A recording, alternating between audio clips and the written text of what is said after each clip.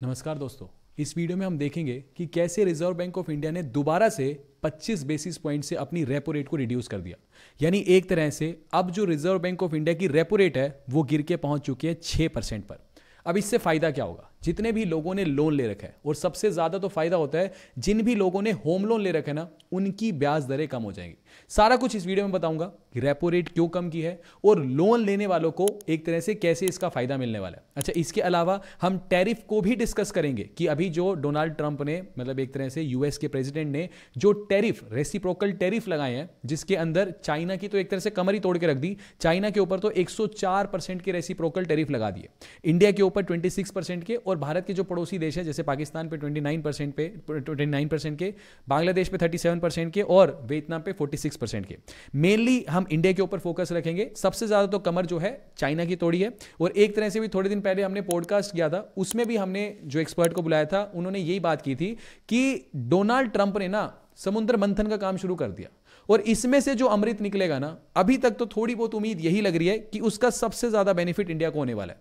लेकिन हाल फिलहाल अभी के लिए अगर हम समझे तो 26% का रेसिप्रोकल टैरिफ भारत के ऊपर लगा है, जिस वजह से अभी से ही रिजर्व बैंक ऑफ इंडिया ने काम करना शुरू कर दिया है, जिसके लिए हमने अपनी रेपो रेट को एक तरह से घटा दिया है। रेपो रेट घटाने से होगा क्या कि हमारी जो जीडीपी है, जीडीपी ग्रोथ है, वो रेपो रेट हमने घटा दी। इस वजह से देखो होगा क्या, 26% का टैरिफ लगाया, सब कुछ समझाऊंगा। इस वजह से क्या होता, अगर मान लो हम रेपो रेट को नहीं घटाते ना, तो हमारी जीडीपी भी लुढ़क के नीचे आ जाती। जीडीपी नीचे ना लुढ़ के, इसी वजह से हमने रेपो रेट को घटाया। सब कुछ एक बार आराम से डिस्कस करेंगे। हां, रेपो रेट घटाने की वजह से अब सबसे ज्यादा जो बेनिफिट है वो होम लोन जिन्होंने ले रखा है ना, उनको सबसे ज्यादा बेनिफिट हो जाएगा। क्यों? क्योंकि अब जो होम लोन की ब्याज दरें हैं वो कम हो जाएंगी। यानी अगर मान लो किसी का 1 करोड़ का लोन चल रहा है, उसकी मान के चलो उदाहरण के तौर पे हर महीने 90,000 रुपए की एक तरह से ईएमआई जाती है। अब उसके पास दो ऑप्शन आ जाएंगे। पहला ये हो जाएगा कि ठीक है, मान लो उसका लोन, लेट सपोज 25 साल का लोन पेंडिंग है, ठीक है, 20 या 20 ईयर्स का लोन पेंडिंग है। एक ऑप्शन तो उसके पास ये आ जाएगा कि 90,000 की ही किस्तें भरते रहो और आपका जो लोन का टेन्योर है वो घट के 19 साल रह जाएगा।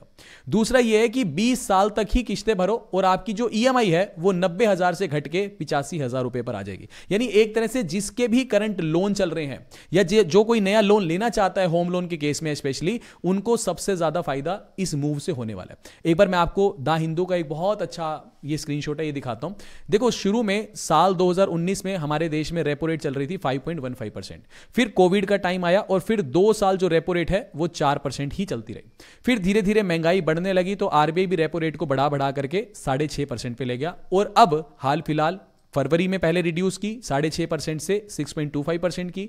फिर उसके बाद अभी रिसेंटली आज की डेट में यानी 9 अप्रैल के दिन इस रेपो रेट को घटा के क्या कर दिया है, 6% कर दिया। अब मैं आपको समझाता हूं कि होम लोन सस्ते कैसे होंगे। देखो, किसी भी बैंक का लोन उठा लो, मान लो मैं होम लोन उठाता हूं, let suppose state bank of India से मेरा होम लोन चल रहा है, एसबीआई होम लोन, ठीक है जी। मान के चलो मैं कहता हूं एसबीआई से जो मेरा होम लोन है वो 8.5% पे मैंने ले रखा है, और ये मैंने आज से मान के चलो कि 6 महीने पहले लिया था, ठीक है जी, 6 मंथ्स अगो, ठीक है।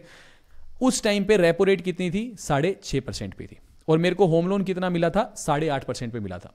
तो होम लोन का जो फॉर्मूला होता है ना, वो होता है रेपो रेट, ठीक है जी, प्लस में मार्जिन कह लो या फिर स्प्रेड कह लो।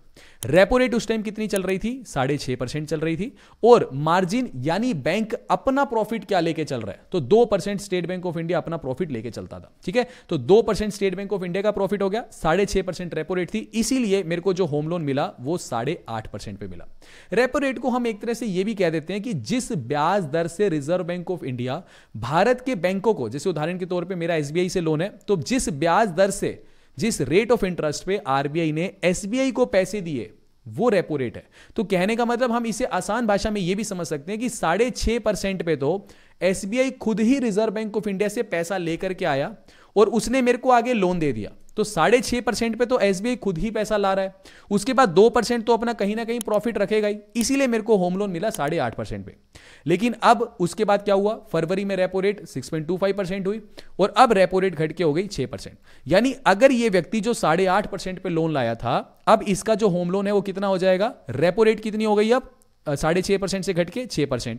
प्रॉफिट बैंक अभी भी 2% रख रहा है, तो अब जो इसका लोन है वो 8.5% से घट के कितना हो जाएगा? 8% हो जाएगा, राइट। तो यहां से रेपो रेट घटने की वजह से आपके जो होम लोन के रेट ऑफ इंटरेस्ट है या दूसरे लोन्स के रेट ऑफ इंटरेस्ट है, बाकी जो लोन्स होते हैं वो थोड़े छोटे टेन्योर के होते हैं, होम लोन बहुत लंबा 30 ईयर्स का होता है, इसीलिए जो सबसे ज्यादा फायदा मिलता है वो होम लोन के कस्टमर्स को ही मिलता है। तो अगर आधा % हमारा पिछले 2 महीनों के अंदर अंदर अगर होम लोन का रेट ऑफ इंटरेस्ट घटा है, तो आप समझो किसी के जो बड़े बड़े लोन्स है जो भी लगा लो उसकी ईएमआई में बहुत फर्क आएगा। अगर वो ईएमआई सेम रखता है तो वो होम लोन को जल्दी क्लोज कर सकता है। ठीक है, अब एक सवाल ये भी हम देखेंगे कि रेपो रेट को घटाने से होता क्या है। ठीक है, चलो एक चीज समझते हैं, थोड़ा सा हम ना एक काम करते हैं, पहले यही समझ लेते हैं, चलो रेपो रेट का फर्क क्या पड़ता है। ठीक है, देखो रेपो रेट क्या है, मान लो एक चीज समझना, हमारे एग्जांपल में पहले जहां मेरे को लोन 8.5% पे मिल रहा था आज से 6 महीने पहले, आज वही होम लोन मेरे को 8% पे मिल रहा है, क्योंकि रेपो रेट 6.5% से घट के आज 6% पे आ गई।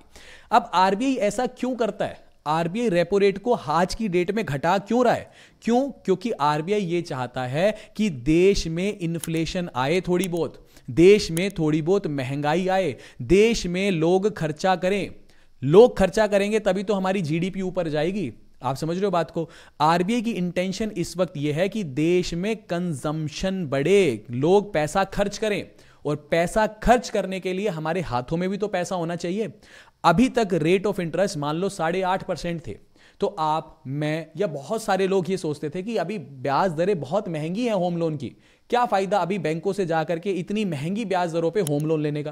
तो हो सकता है कि 100 में से 20 लोग रुक जाते हो कि यार अभी होम लोन बहुत महंगे हैं, हम नहीं लेते, है ना।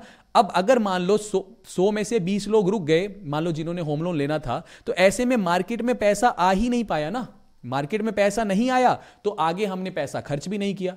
अब हुआ क्या, अब रेपो रेट घट गई, रेपो रेट 8.5% से घट के अब 8% आ गई। तो ये जो 20 लोग अभी कर रहे थे कि अभी होम लोन नहीं चाहिए, अभी थोड़ा रुक जाते हैं, अब इन लोगों के दिमाग की भी बत्ती चली होगी, इन लोगों ने भी सोचा होगा चलो बैंक जाते हैं और बैंक से कर्जा लेके आते हैं, होम लोन लेके आते हैं और कुछ ना कुछ प्रोजेक्ट स्टार्ट करते हैं। अब इनके हाथ में पैसा आ गया, अब ये होम लोन लाए हैं तो ऑब्वियस सी बात है आगे पैसा भी खर्चा करेंगे। तो इससे होगा क्या, मार्केट में पैसे का फ्लो आ जाएगा। मान लो मैंने भी होम लोन ले लिया, आपने भी होम लोन ले लिया, तो आपके पास पैसा आया, मेरे पास पैसा आया, हमने घर बनाना शुरू किया, तो कोई सामान ले आए, सरिया ले आए, तो मार्केट में पैसे का फ्लो बढ़ गया ना। पैसे का फ्लो बढ़ गया तो ऑब्वियस सी बात है कंजम्पशन बढ़ गई। आपने सरिया लिया, सरिया वाले के पास पैसे आए, सरिया वाला आगे हो सकता है कपड़े लेके आए, हो सकता है नई गाड़ी लेके आए, तो इससे क्या हुआ, कंजम्पशन बढ़ गई, मार्केट में पैसा आ गया। यही तो आरबीआई चाह रहा था। अब प्रॉब्लम क्या है, रेपो रेट घट क्यों रहा है। देखो मैंने अभी आपको स्टार्टिंग में क्या बताया कि यूएसए ने इंडिया के ऊपर 26% के रेसिप्रोकल टैरिफ लगा दिए, यानी अभी तक कोई सामान अगर 100 रुपए में यूएसए की मार्केट में बिक रहा था, वो सामान अब 126 रुपए में यूएसए की मार्केट में बिकेगा। इससे ऑब्वियस ही बात है कि जो यूएसए के अंदर कस्टमर है वो भारत का सामान कम खरीदेगा, क्यों, क्योंकि सामान महंगा हो रहा है। वहीं चाइना की तो कमर ही टूट गई, मान लो 100 रुपए में कोई चाइना का सामान अभी तक बिक रहा था, उसके ऊपर तो 104% के टैरिफ लग गए, वो सामान तो सीधा ही 204 रुपए का हो गया। खैर अभी हम इस डिस्कशन में नहीं जाएंगे कि इंडिया को इससे तो फायदा ही है कि चाइना की कमर टूट रही है, हम अभी अपनी तैयारी करके चल रहे हैं। आरबीआई अभी भारत के पर्सपेक्टिव से देख रहा है कि भाई हमारे लिए मुश्किल हो गया ना, जो हम सामान 100 रुपए में पहले यूएसए में बेचते थे वो अब हम 126 रुपए में बेच पाएंगे, जिस वजह से सामने वाली मार्केट में भी तो कोई जो कस्टमर है वो इंटरेस्ट शो करे ना, वो कहेगा कि ऑब्वियस ही बात है आपका सामान महंगा हो गया, मैं अभी नहीं खरीदूंगा सामान, महंगाई बढ़ रही है हमारे यहां पे, हम ज्यादा सेविंग करेंगे। तो इस वजह से देखो एक फॉर्मूला होता है जीडीपी। जीडीपी क्या होता है, C+I+NX+G। ठीक है जी। अभी इससे क्या होगा, हम यूएसए को एक्सपोर्ट कम कर पाएंगे, क्यों, क्योंकि वहां की मार्केट में डिमांड नहीं है, जिस वजह से हमारे नेट एक्सपोर्ट्स कम हो जाएंगे। मतलब समझ रहे हो, सी क्या है, सी यानी कंजम्पशन। जीडीपी में सी का सबसे अहम योगदान है, सी यानी कंजम्पशन, आप मैं जो खर्चा करते हैं डोमेस्टिकली, इसे हम कंजम्पशन बोलते हैं। आई क्या है, इन्वेस्टमेंट, जो मान लो एफडीआई आ रही है या हम कुछ इन्वेस्टमेंट कर रहे हैं, अंबानी ने कोई प्रोजेक्ट स्टार्ट किया, समझ लो इन्वेस्टमेंट। एनएक्स क्या है, जो हम विदेश में सामान को एक्सपोर्ट करते हैं। और जी क्या होती है, गवर्नमेंट इंटरवेंशन, यानी सरकार ने कोई प्रोजेक्ट बना दिया, रेलवे का प्रोजेक्ट शुरू कर दिया, तो सरकार जो पैसा खर्च करती है उसे जी बोलते हैं। अब अगर हमारे नेट एक्सपोर्ट्स कम होंगे तो उससे हमारी जीडीपी कम हो जाएगी, लेकिन जीडीपी हमें कम होने नहीं देनी, हमें क्या करना होगा, कंजम्पशन बढ़ाना होगा। कंजम्पशन कब बढ़ेगा, जब मैं रेपो रेट को घटाऊंगा। क्यों, क्योंकि जब रेपो रेट घटेगा तभी तो मेरे पास मार्केट में पैसा आएगा, और जब मेरे पास मार्केट में पैसा आएगा तो मैं उससे खर्चा स्टार्ट करूंगा, खर्चा स्टार्ट करूंगा तो मेरी कंजम्पशन बढ़ेगी। यानी जो नेट एक्सपोर्ट घटे हैं उसे हम कंजम्पशन इंक्रीज करके अपनी जीडीपी को गिरने नहीं देंगे। इसी वजह से आरबीआई ने अपनी रेपो रेट को पहले 6.5% से घटा के 6.25% किया, फिर 6.25% से घटा के अभी हाल फिलहाल 6% कर दिया। अच्छा, अब एक चीज और, आपको एक चीज याद होगी, कोविड का जब समय आया था, ये देखो ये ग्राफ, कोविड के समय 2 साल हमारी रेपो रेट 4% रही थी। क्यों? क्योंकि हमारे पूरे देश में मंदी आ गई थी, लोग घरों में बैठ गए थे। अगर कोई भी काम ही नहीं करेगा तो जीडीपी तो धड़ल्ले से नीचे आ जाएगी। आपने उस टाइम देखा होगा, एक बार मैं दोबारा फॉर्मूला लिखता हूं जीडीपी का, C+I+NX+G। कंजम्पशन हो नहीं रही थी क्योंकि किसी के पास पैसे नहीं थे, नौकरियां जा रही थी, लोगों के पास पैसे नहीं थे, इन्वेस्टमेंट, पूरी दुनिया ठप थी तो बाहर से कहां इन्वेस्टमेंट आनी थी। अच्छा जी, नेट एक्सपोर्ट भी नहीं हो रहे थे। अच्छा, बचा क्या था? Government intervention. आपने देखा होगा कोविड के टाइम में सरकार ने बहुत सारे प्रोजेक्ट शुरू कर दिए थे, ये ब्रिज, वो ब्रिज, रेलवे ब्रिज, फलाना फलाना, कि सरकार ने बहुत पंपिंग किया था कि पैसे का चक्का तो चलाना है ना कहीं से, तो जी हमने बहुत बढ़ाया था। दूसरी चीज, हमने रेपो रेट को उस टाइम पे घटा के 4% तक हम ले आए थे। क्यों? क्योंकि एटलीस्ट जिनके पास पैसे हैं वो तो नए लोन ले और प्रोजेक्ट शुरू करें। तो जब जब मंदी आती है तो सरकार आरबीआई रेपो रेट को घटा देती है ताकि ज्यादा से ज्यादा लोग लोन लें और मार्केट में पैसा आए।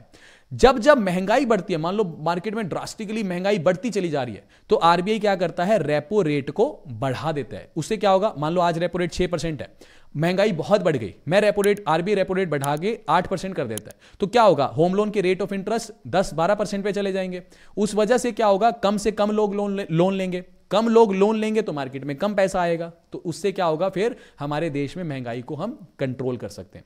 अब एक और सवाल पे आ जाओ, ये चीज हम समझ गए कि रेपो रेट कम हो गई, तो इससे फिलहाल हमारे जो होम लोन है वो 0.5% तो आराम से सस्ते हो गए। ठीक है, अब क्यों? क्योंकि ऑब्वियस सी बात है, आधा % रेपो रेट पिछले 2 महीनों में कम हो गई। एक चीज मैंने आपको समझाई थी कि होम लोन के जो इंटरेस्ट रेट है, ठीक है जी, इंटरेस्ट रेट है, ये बहुत काम की चीज है। ये क्या होते हैं? रेपो रेट, ठीक है जी, प्लस मार्जिन कह लो, या इसको कई लोग स्प्रेड कह देते हैं। हमने एग्जांपल लिया था एसबीआई के, मान लो 8.5% पे किसी ने आज से 6 महीने पहले लोन लिया, तो उस टाइम रेपो रेट कितनी थी? 6.5% थी, और हम मान के चल रहे हैं कि मार्जिन एसबीआई 2% चार्ज कर रहा था। अब रेपो रेट घट के कितनी हो गई है? 6% हो गई है।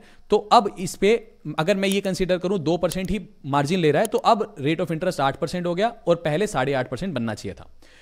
एक चीज और है, अगर मान लो आप करंट कस्टमर हो किसी भी बैंक के, सिर्फ एसबीआई की बात नहीं, आईसीआईसीआई, एचडीएफसी, जिस भी बैंक के अगर आप कस्टमर हो, तो बैंक ऐसा इतने अच्छे नहीं है कि रेपो रेट कम हो गई तो आपके होम लोन के रेट ऑफ इंटरेस्ट अपने आप से कम कर देगा। ऐसा बैंक बिल्कुल भी नहीं करता, कोई भी बैंक नहीं करता। आपको बैंक ब्रांच में जाना पड़ेगा, उसकी एक फीस होती है, जैसे फॉर एग्जाम्पल आईसीआईसीआई की फीस है, आई गेस 3,000 या 3,500 रुपए फीस है उसकी, 1 टाइम फिक्स, ये बैंक टू बैंक डिपेंड करती है।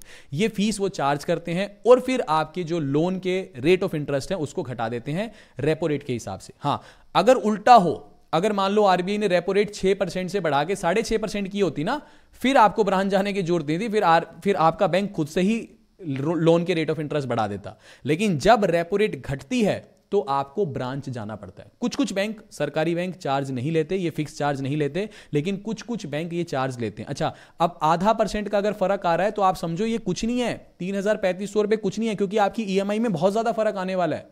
तो आप, रेपो रेट कम हो गई, अपनी ब्रांच जाओ, ब्रांच में जाके रिक्वेस्ट दो। एक चीज और बताता हूं, बहुत से बैंक बहुत चालाक होते हैं, ठीक है, क्या करते हैं? रेपो रेट घट के कितनी हो गई? मान लो 6.5% से अब 6% हो गई, तो ये क्या करेंगे? अपने मार्जिन को बढ़ा देंगे। जैसे मान लो फॉर एग्जांपल कोई भी बैंक है, वो क्या करेगा? कहेगा कि मैंने ना अपने प्रॉफिट को 2.5% बढ़ा दिया, लोन का रेट अभी भी 8.5% ही है, मतलब आप समझ रहे हो मेरी बात को। वो कहेगा ठीक है रेपो रेट कम हो गई, लेकिन हमने अपने प्रॉफिट को 2.5% बढ़ा दिया, अपने मार्जिन को, जिसे हम स्प्रेड बोलते हैं, उसको 2.5% कर दिया, तो अब हमारा जो लोन है वो सेम रेट ऑफ इंटरेस्ट पे ही चल रहा है, इसलिए आपका लोन कम नहीं होगा। तो इसमें आपको एक चीज करनी है, उसको बोलो कोई बात नहीं, बहुत अच्छी बात है, आप 8.5% कर रहे हो ना भाई, दूसरे बैंक तो घटा रहे हैं होम लोन के रेट ऑफ इंटरेस्ट, तो मैं एक काम करता हूं, बीटी कर लेता हूं। बीटी का मतलब होता है बैलेंस ऑफ ट्रांसफर, कि मान लो फॉर एग्जाम्पल, एक एग्जाम्पल ले रहा हूं मैं, किसी बैंक का नाम नहीं ले रहा, मान लो आपका आईसीआईसीआई बैंक में होम लोन है, और एक एग्जाम्पल है सिर्फ, किसी बैंक का मैं नाम नहीं ले रहा, ठीक है, ऐसा ना ही मैं ये कहना चाह रहा हूं। आईसीआईसीआई बैंक कहता है कि भाई हम होम लोन के रेट ऑफ इंटरेस्ट नहीं घटा रहे, हमने तो अपना प्रॉफिट मार्जिन बढ़ा लिया। कोई बात नहीं, आप ये बोलो कि भाई एचडीएफसी ने घटा दिए हैं, मेरे को 1 मिनट का प्रोसेस है, मैं एचडीएफसी में अपने होम लोन को बीटी कर लूंगा। भाई अगर मान लो आप यहां 8.5% है, वो मेरे को 8% दे रहा है, तो मैं बैलेंस ऑफ ट्रांसफर कर लूंगा। ऐसा नहीं है कि भारत का कोई भी बैंक लोन के रेट ऑफ इंटरेस्ट नहीं घटाएगा। अगर मान लो, एक चीज समझो, रेपो रेट आरबीआई कम कर रहा है, रेपो रेट कम कर रहा है आरबीआई, आरबीआई की इंटेंशन क्या है कि लोन के रेट ऑफ इंटरेस्ट सस्ते हों, मार्केट में ज़्यादा से ज़्यादा पैसा है। अगर हर बैंक ये कहेगा हमने प्रॉफिट बढ़ा लिया, फिर आरबीआई के यहाँ पे मतलब आप समझो आरबीआई का फिर क्या फायदा हुआ, आरबीआई के डिसीजन की तो कोई बात ही नहीं हुई। आरबीआई की इंटेंशन तो ये है ना कि मार्केट में पैसे का फ्लो बढ़े। वो कब बढ़ेगा? जब लोन के रेट ऑफ इंटरेस्ट कम होंगे। अगर हर बैंक अपने लेवल पे ये कहने लग जाए कि हम नहीं बढ़ाते, हमने तो अपने प्रॉफिट को बढ़ा दिया, फिर आरबीआई किस लिए है? घास छिलने के लिए थोड़ी है। आप समझो मेरी बात को। इसीलिए हो सकता है एक आधा बैंक ये चालाकी करे और हो सकता है वो आपका ही बैंक हो, तो आपने सिंपली ये जाके कहना है कि देखो आधे % का जो फर्क है ना वो बहुत ज्यादा है होम लोन के केस में। जिनके होम लोन है उन्हें पता है ये चीज, तो आपने बस जाके ये बोलना है मैं दूसरे बैंक में बीटी कर लूंगा, अपने आप यहां पे ही आपको सेटलमेंट मिल जाएगी, कोई बात नहीं हम आपका ही कम कर देते हैं, आप हमें छोड़ के मत जाओ। सिंपल सी चीज है भाई, हर बैंक को बिजनेस चाहिए। आप इधर से शिफ्ट होगे उधर जाओगे, दूसरे बैंक वाले तो तैयार बैठे हैं कि आओ सर हमारे पास आओ, हमारे पास अकाउंट खोलो। ये अपने आप आपको सेटल करके देंगे। जब तक मुंह पे उंगली है, जब तक नॉलेज नहीं है ना, तब तक बैंक चलता है कि चलने दो, घसीटते रहो जब तक चल रहा है। समझ गए आप बात को? तो ये सिंपल सी चीज थी, मैंने आपको हर एक एंगल से बताने की कोशिश की कि रेपो रेट कम होने का फायदा क्या और कारण क्या है। ठीक है, अगर आपको ये वीडियो जरा सी भी इंफॉर्मेटिव लगी तो प्लीज वीडियो को लाइक, चैनल को सब्सक्राइब और अपने जिनके पास भी होम लोन या कोई लोन है उनके साथ जरूर शेयर करें ताकि उनको भी जो है इसका बेनिफिट मिल सके। उम्मीद करता हूं आपको ये वीडियो इन्फॉर्मेटिव लगी। वीडियो अगर इन्फॉर्मेटिव लगी तो प्लीज वीडियो को लाइक जरूर करना। मिलते हैं आपसे अगली वीडियो में। अभी के लिए this is the end of the video. Thanks for listening and thank you all.